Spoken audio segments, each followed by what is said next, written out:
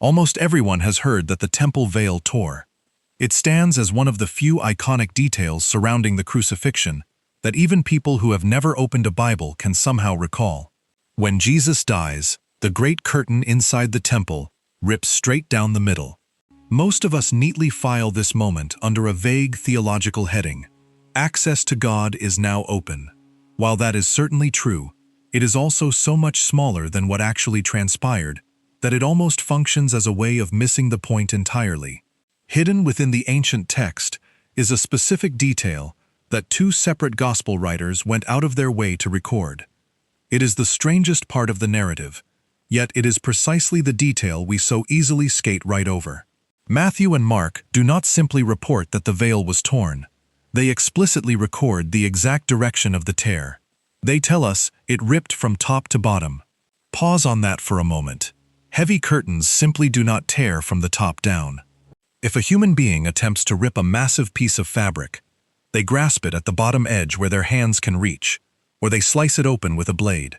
The laws of gravity, the physical limits of human anatomy, and the sheer height of the temple curtain all dictate that a barrier destroyed by human effort would tear upward, fall from its rings, or be slashed from below. Yet this curtain split from the top, from a towering height no human standing on the stone floor could ever hope to reach. It was as though the tear originated in heaven itself and descended toward earth. That single phrase, from top to bottom, is far more than a literary decoration. It is the gospel writers subtly telling us whose hands accomplished the act. Once you grasp what that curtain truly represented, what it had been screening off for 14 centuries, and what was woven directly into its threads, the direction of the tear ceases to be a mere footnote. It becomes the entire heart of the message. This is not merely a story about a ruined piece of fabric.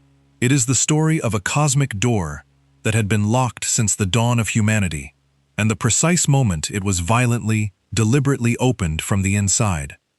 To truly understand it, we must first look at what this barrier actually was, because the word curtain does not do it justice. The Greek word chosen by the gospel writers is katapetasma. It derives from kata, meaning down, and a verb meaning to spread out. Petanumi.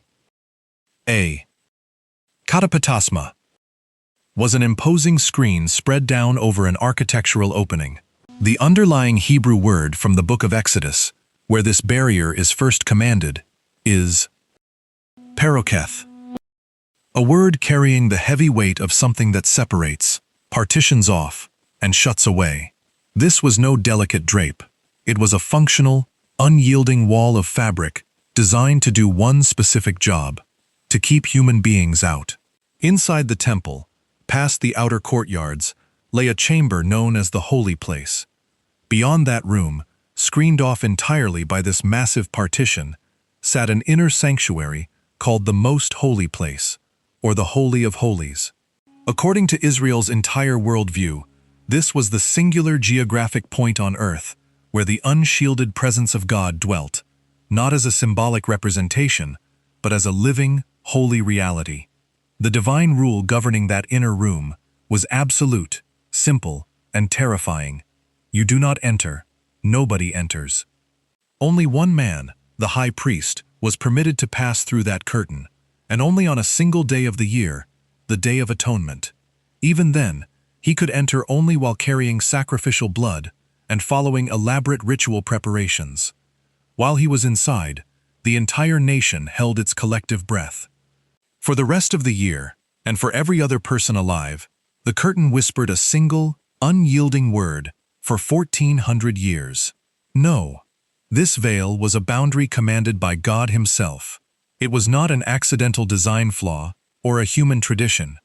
It was a standing theological statement hung in woven thread, proving that a holy God and an unholy people could not simply share a space. It proved that divine access was not casual, and that the way home was barred. The letter to the Hebrews interprets this ancient arrangement precisely this way, explaining that the Holy Spirit was signaling through the curtain that the way into the true holy place was not yet open as long as the old system stood. The veil was a physical, not yet. Every Israelite who gazed upon it understood its unspoken decree, this far and no farther. And here is the detail that transforms this architectural rule into a breathtaking story. When God originally delivered the blueprint for weaving the curtain in Exodus chapter 26, He dictated the exact imagery to be embroidered into its fabric. It was not decorated with simple flora or abstract patterns. It was woven with cherubim. To feel the weight of those figures, you have to remember where cherubim first appear in the biblical narrative. You have to travel all the way back to Genesis chapter 3. After eating the forbidden fruit, the man and the woman are banished from the Garden of Eden, cast out from the place where they had once walked with God in the cool of the day. God did not simply leave the entrance unguarded. The ancient text records that He placed mighty cherubim at the eastern entrance of Eden, alongside a flashing, flaming sword, to guard the way back to the tree of life. The very first barrier standing between exiled humanity and the immediate presence of God was a cherub with a sword blocking the return home. Look at the temple veil again. It is a massive barrier screening off the dwelling place of God, intricately woven through with cherubim. It was literally the gate of Eden hung in cloth. Here were the same guardians, standing in the same vigilant posture, fulfilling the exact same mandate, keeping an exiled humanity out of the paradise from which they had been driven. Every time a priest ministered in the holy place and looked upon those woven cherubim, he was staring directly into the oldest wound in human history. We were cast out. The way back is guarded, this far and no farther. The veil was far more than temple decor. It was Eden's locked gate rehung in the center of Israel, a 1400-year reminder that the door home had never been reopened. That is the precise barrier that tore. When you understand this context, the direction of the tear suddenly shatters everything.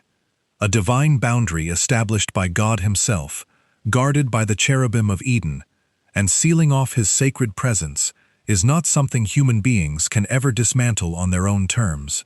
No priest could cut it down. No king or reformer could vote it away. The infinite divide between a holy God and a fallen humanity is simply not a problem that human beings can solve from their side of the curtain. Everyone who stood in that temple understood that truth. The veil had endured as long as the temple had stood, stretching all the way back to the wilderness tabernacle, a 1000-year tradition of an unbroken no. Then, in an instant, it split.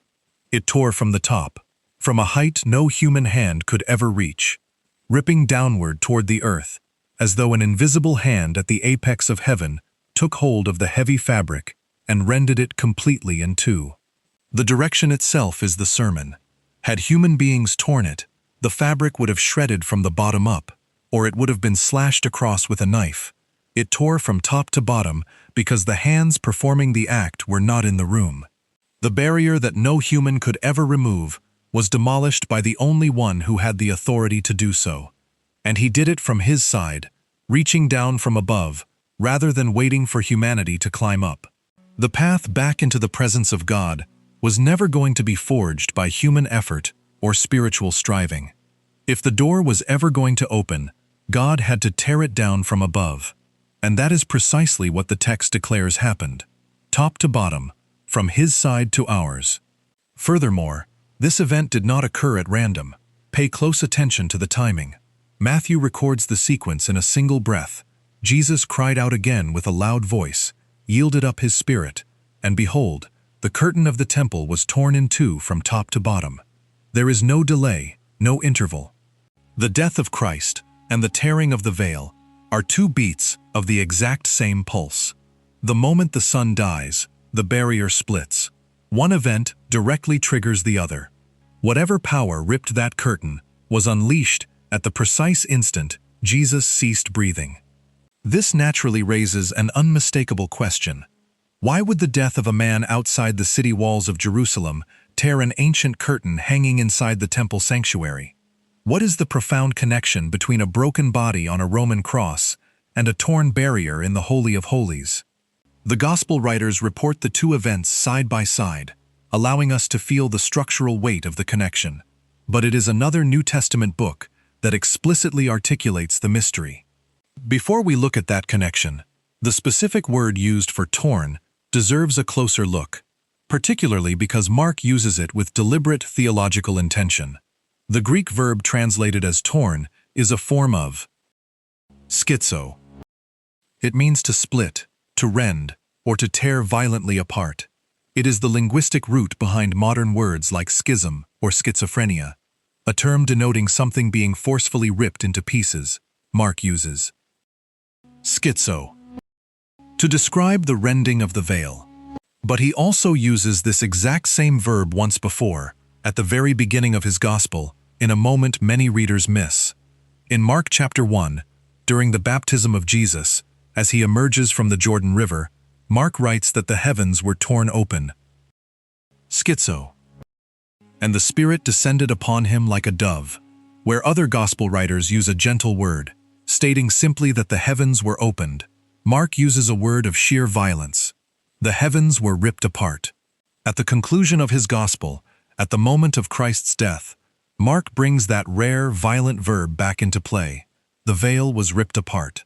Mark masterfully frames the entire earthly life of Jesus between these two divine disruptions. At the beginning, the heavens are torn open so that God's voice and Spirit can pour down to humanity. At the end, the temple veil is torn open so that humanity can ascend to God. Two ancient barriers between heaven and earth are rent by the exact same word, both originating from above, both opening a pathway that had long been sealed. Mark built his entire narrative within the frame of those two tiers, yet many read right past the architecture. The letter to the Hebrews in chapter 10 finally makes the implicit connection explicit, declaring plainly what the torn veil truly was. The writer explains that believers now possess bold confidence to enter the holy places, the very sanctuary once sealed off by the curtain, by the blood of Jesus, through a new and living way opened for us through the veil. Then, the text adds 4 breathtaking words that completely reframe the crucifixion. Through the curtain, that is, his flesh. Hebrews places an absolute sign of equality between the temple veil and the physical body of Jesus. The curtain was his flesh. This means the two tearings that occurred at the exact same moment, the tearing of his body on the cross and the tearing of the veil in the temple, were neither a coincidence nor a mere symbolic gesture. They were the exact same reality expressed in two forms. When the flesh of the Son was torn, the veil was torn, because the veil had always pointed to his body.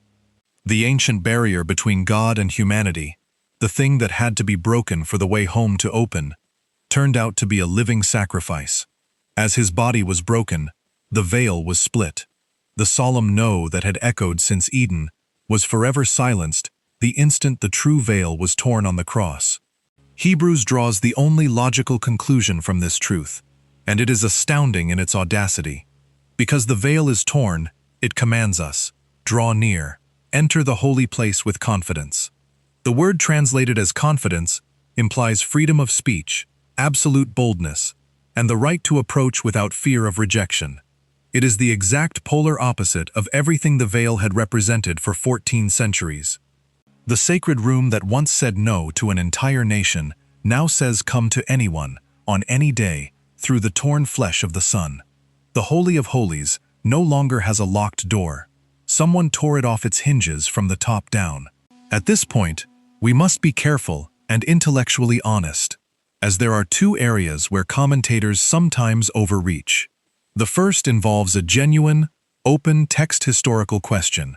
Which specific curtain tore? The Jerusalem temple actually contained more than one curtain.